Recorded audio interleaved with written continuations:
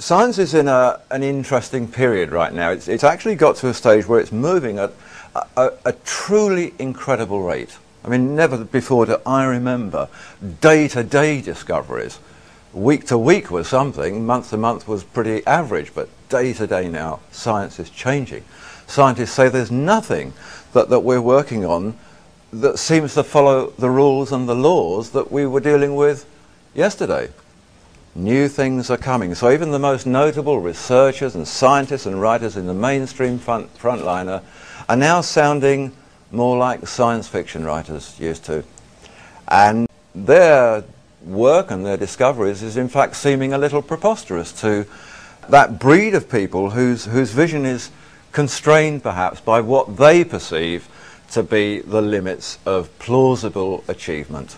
The people who feel that it was all learned, done and dusted with passing that last exam.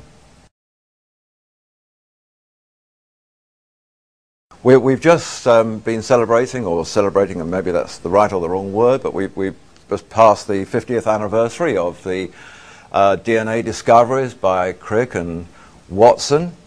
Ever since that time, ever since the 1950s, and in fact since the days of Albert Einstein himself, physicists have been searching for something which they define as the holy grail of physics, the holy grail being the ultimate quest, the ultimate relic of something that they're looking for. And they've never known quite what it was, but they know that it's there.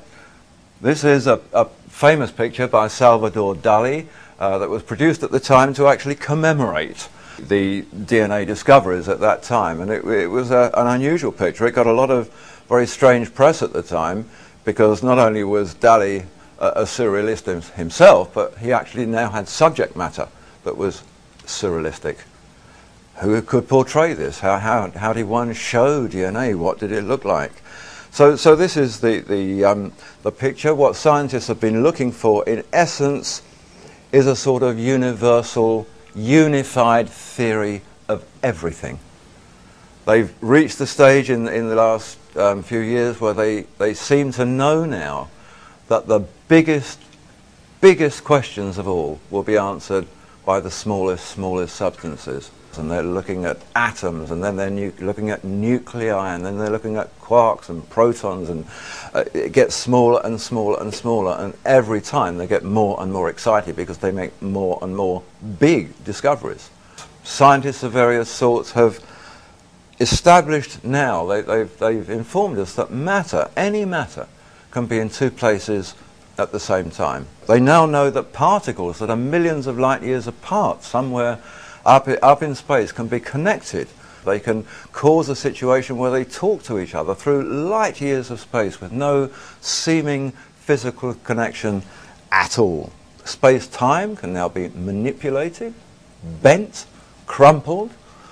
Teleportation, they say, is becoming a reality. Gravity-resistant material is now heralded for air transport, certainly for spacecraft, and everything now that they're talking about seems to be in the realms of hyperdimensional environments. Parallel universes, they call them. Dimensions beyond the space-time that we live in and are familiar with and understand.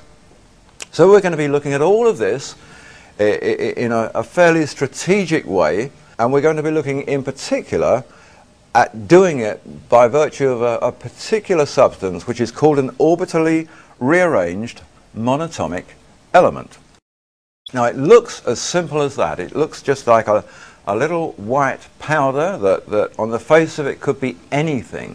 That particular powder, not so long ago, was a sliver cut from a 24-carat Canadian maple leaf gold coin. So that gold powder is nothing but the atoms of gold.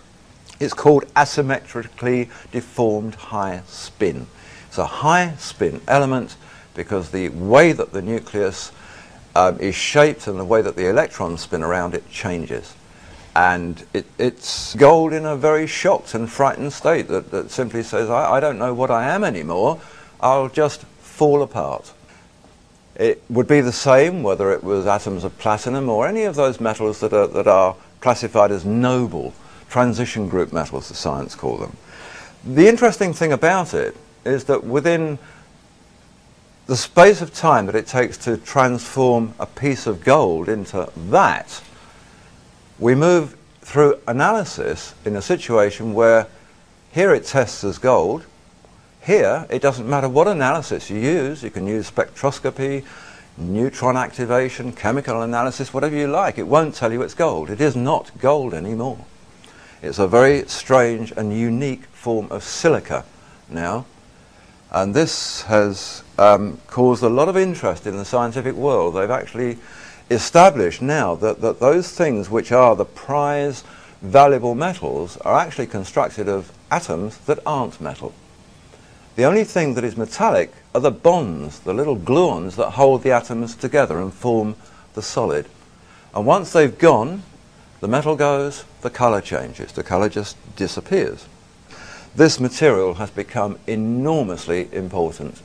It's become important in terms of the medical industry, it's become important in terms of the power generative industry, it's become important in terms of fuel, and therefore it moves from the operating table of the local hospital into the spacecraft somewhere up there. This is a material of great magic. In today's world, the Institute for Advanced Studies in Austin in Texas has described these materials as exotic matter. It can think of no better way to explain them. They're exotic. They conform to no rules, and that they're not like anything else they've ever known. They are not on the periodic table of elements. Science has never known about them until the last few years. Nano is a word that you'll be seeing a lot of. It is a form of measurement, it's a new measurement, and it simply means 1/1,000,000th of a millimetre. Minuscule proportion, and this is where they're making the biggest discoveries about the universe. When Lost Secrets of the Sacred Ark was first published, and that was 10 months ago, there were scientists claiming then that there was no such thing as monatomic gold. Well, that was their view then.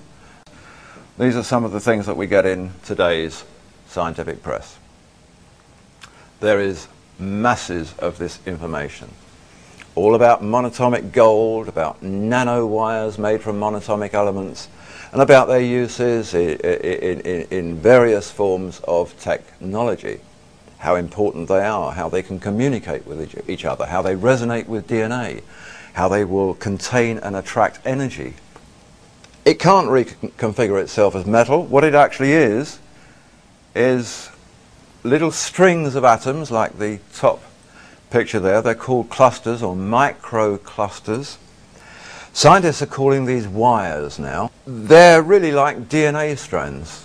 They group together in little clusters, like the bottom part of the picture, and form these little clusters. So what we're seeing in the powder that we were just looking at, every grain of that powder is one of these clusters at the bottom. Little groupings of single atoms just hooked together, but not by anything metallic. The reason that these scientists hadn't heard about it a few months ago was that they weren't the scientists that were working on it. Scientists now are incredibly busy, busier than they've ever been before.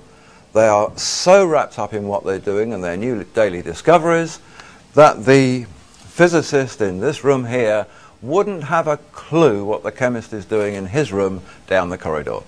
Neither of them would know what the botanist is doing in the office across the road. So when these things come to them from other areas, they're surprised.